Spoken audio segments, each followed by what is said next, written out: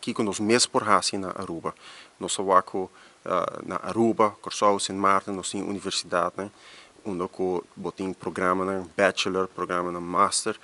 E, se você investir mais em ensinança superior na isla na mes, me quer que você solucionar parte grande do problema. Que é o problema de nós estudantes que vai Holanda? Hobby de não tem problema para hire vivenda, hobby de não tem problema parte administrativa que tem hobby coisa que não se regra que não na Holanda para na mes que não costuma com né.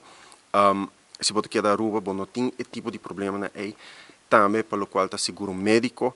Coisa assim, um hobby básico, hobby fundamental também europeus aqui na Holanda. O ombudsman está puxando para o governo de Holanda, assim mais riba área aqui está puxando também para dar uma melhor informação aos estudantes, né?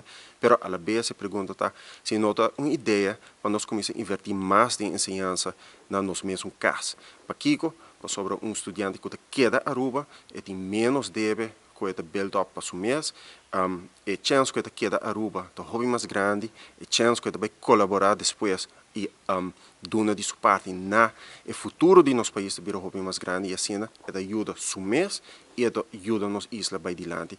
Que me tem hobby motivo para investir mais em estudo na casa, para nós risar em nível de estudo na casa e assim influenciar também a governação de manhã. Se nós somos completamente honestos, ensinança a maneira está a boa, não a maneira deve ser. Nos estudantes não dominam holandês, não dominam outro idioma, essa é a realidade no momento aqui e no mesmo momento com nossa governação tampouco está arriba nível. Se você invertir nessa aqui, nós estamos invertindo em nível de Aruba de manhã.